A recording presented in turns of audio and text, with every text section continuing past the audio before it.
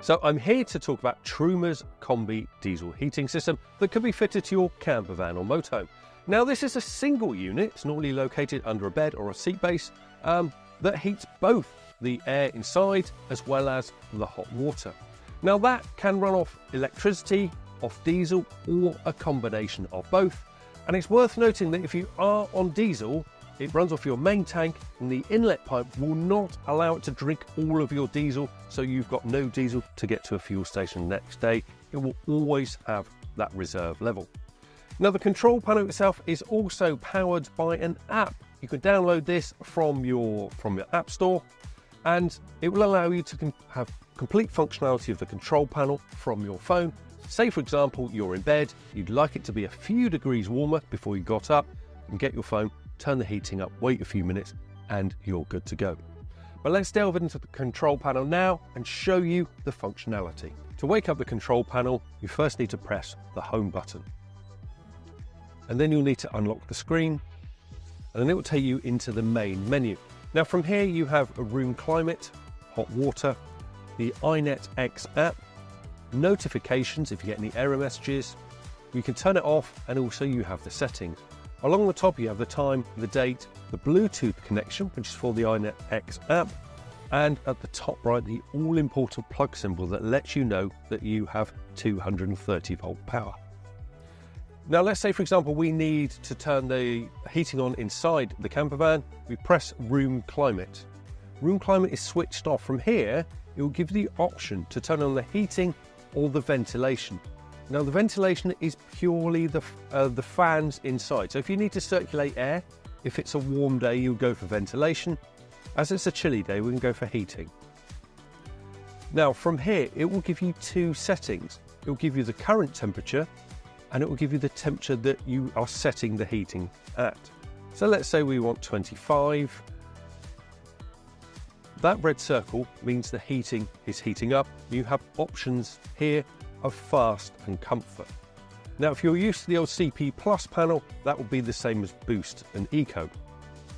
Now the power source here, if we click on the electric, this gives you the option of diesel, electric, or a combination of the two. At the moment we have 900 watts of electric. The Combi unit has two elements inside, both of which are 900 watts. So if you want 1800 watts, that just turns on both elements inside. If you want a really fast heat up time, you can turn the diesel on and the 1800 watts, and that will power it on both. Now it's worth noting that if you then turn on the hot water, these energy savings will be saved. So it will use the diesel and the electric. So let's just say we want to use diesel only, and then we can go back to the heating. So with the heating on, we'll go back to the home screen. We're going to turn on the hot water. Hot water is switched off. All we do to turn on is press turn on, and then we can set the temperature here. Now we have 40, 60 or 70, and at the bottom it will tell you what each temperature is suitable for. So if you want to do the washing up, there's 40, a shower at 60, or a longer shower at 70. You also have Boost here as well. This will give you 40 minutes of faster heat up time, but this may turn the heating off inside the caravan, your climate heating. So unless you need hot water immediately, I would turn Boost off so that it will heat up the inside camper van. Again, as I said earlier, the energy button here will take you through that combination of electric or diesel. Again, this will save it for both the interior temperature and the hot water. So we have the hot water and the interior room climate turned on. The iNet X app, if you haven't connected your phone, you can add a new device. Now this will prompt you to do so.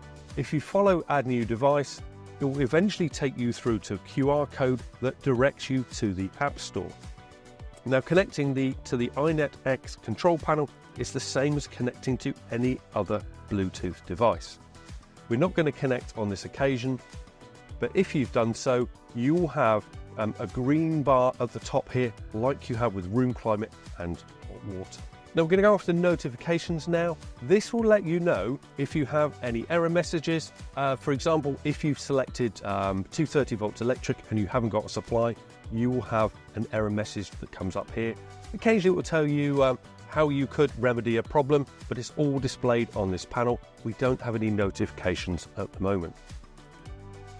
And then the turn off button, it's not quite as it says because you have two options, standby and turn off. Standby, if you're going to bed, simply turns off the screen. So you would go back, unlock the screen, and then you're in the control panel once more. To turn it off, if I was to press turn off here on the right, that would turn off the whole screen, but it will also turn off the hot water and the climate inside. Right, the final button on the iNet X control panel is settings. You don't need to worry about this particularly. There are a few options here, such as language or display brightness. Device manager, that is not for your phone. That controls the appliances within your camper van, so don't think you will connect your phone through here. And then you have factory reset, touch calibration if you have a problem with the touch element of that, or open source. Personally, I would limit use to the language and display brightness. The rest you're unlikely to need. Now also in settings you have date and time, so if it's your first time out or if you've changed the leisure battery, you may need to set the time and date, which you can do so here. All touchscreen, very intuitive. And back to the home screen. So that is how to use your iNet X app in your camper van.